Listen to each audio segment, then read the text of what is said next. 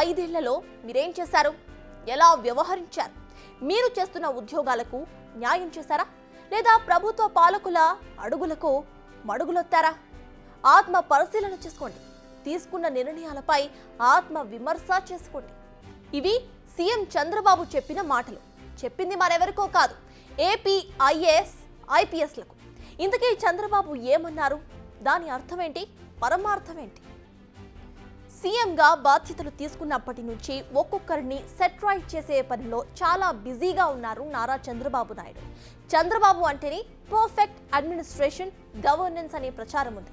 నిజానికి పాలనాపరమైన నిర్ణయాలు తీసుకునేది రాజకీయ నేతలే అయినా వాటిని పర్ఫెక్ట్గా అమలు చేసేది, అవసరమైన సలహాలు ఇచ్చేది మాత్రం ఐఏఎస్ ఐపీఎస్లు. అందుకే తాను బాధ్యతలు తీసుకున్నాక వారితో స్పెషల్గా భేటీ అయ్యారు. ఏం చేద్దాం, ఎలా చేద్దాం అనే విషయాల కన్నా వారికి చిన్నపాటి క్లాస్ను తీసుకున్నారనే చెప్పాలి. ఎందుకంటే గత పాలనలో వారు వ్యవహరించిన తీరును దృష్టిలో ఉంచుకున్నారు కదా, అందుకే ఈ స్పెషల్ క్లాస్. అటు ఐపీఎస్, ఇటు ఐఏఎస్, లేకపోతే IFS, most respectable services. National integrity కోసం కూడా ఒక స్టేట్ ఆఫీసర్స్ కాకుండా డిఫరెంట్ స్టేట్స్ నుంచి అలొకేషన్ ఇస్తారు. అది ఇండిపెండెన్స్ వచ్చినప్పటి నుంచి. ఇదే ఆఫీసర్స్ 95లో బ్రహ్మాండంగా ఈరోజు జరిగిన డెవలప్మెంట్ అంతా కంట్రీకి ఒక ఆదర్శంగా చేశారు. కానీ ఈ 5 ఏళ్ళు మాత్రం ఏం చేశారో మీరే ఆత్మవిమర్శ చేసుకోవాలి. I don't want tell all these things now. ఎందుకంటే నేను చూసిన తర్వాత అడ్మినిస్ట్రేషను ఇంత అన్యాయంగా తయారవుతుందని నేను ఎప్పుడు ఊహించలేదు. డెవలప్మెంట్ కూడా నేను చూస్తున్నా, నిన్నటి నుంచి చూస్తున్నా. డిపార్ట్మెంట్స్ అన్నీ కూడా డీఫంక్ట్ అయినాయి. వైసీపీ ప్రభుత్వ హయాంలో కొందరు ఐఏఎస్ ఐపీఎస్ అధికారులను వ్యవహరించిన తీరును ఆయన మర్చిపోలేదు. కొంతమంది అధికారుల వైఖరి తనను బాధించిందని అన్నారు చంద్రబాబు. ఇలా వ్యవహరిస్తారని ఎప్పుడు కూడా అనుకోలేదని అన్నారు సీఎం. తాను గతంలో పలుసార్లు సీఎంగా ఉన్నా కూడా ఇలాంటి పరిస్థితి ఎప్పుడు కూడా లేదని గుర్తు చేసుకున్నారాయన.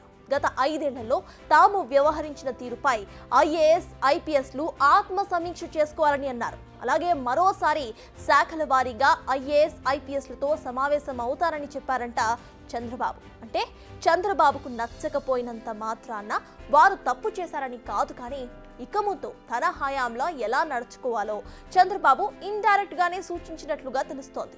ఇక్కడ మరో అంశం ఏంటంటే, ఇప్పుడు వీరు నడుచుకునే విధానం భవిష్యత్తులో ఎవరి మనసును బాధ పెడుతుందో. సరే, ఇవన్నీ కాదు, కానీ తన కనుసన్నల్లో పనిచేసే అధికారులు మాత్రం చాలా జాగ్రత్తగా పనిచేయాలని చెప్పినట్టు చంద్రబాబు మాట కనిపిస్తోంది.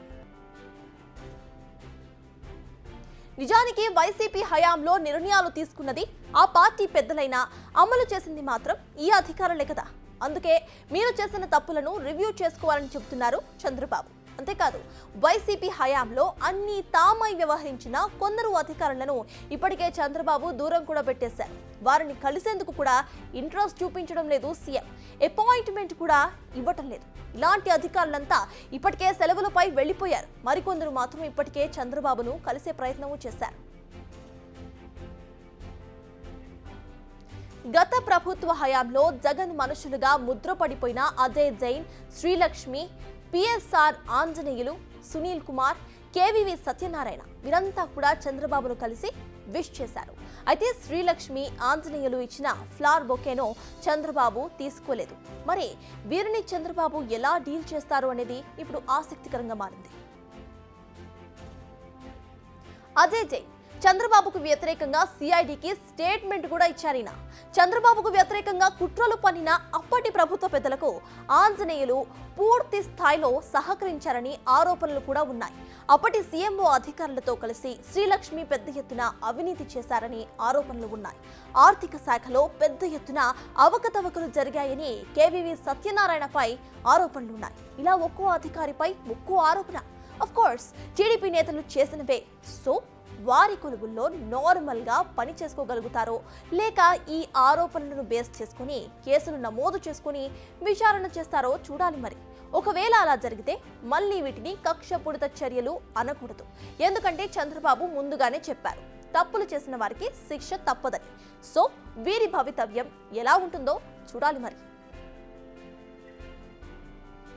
అయితే వెరీ సూన్ శాఖల వారీగా ఐఏఎస్ ఐపీఎస్లతో చంద్రబాబు భేటీ కాబోతున్నారు.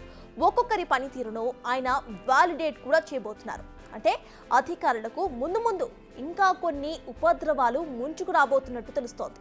అయితే ఇది గీత దాటి అప్పటి పాలకులతో అంటకాగిన అధికారుల ఒంట్లో భయాన్ని పుట్టిస్తుంది అనడంలో ఎలాంటి డౌటు లేదు. బిగ్ టీవీ అవుట్లుక్ కథనాలు నచ్చితే వెంటనే బిగ్ టీవీ ఛానల్ ను సబ్స్క్రైబ్ చేయండి.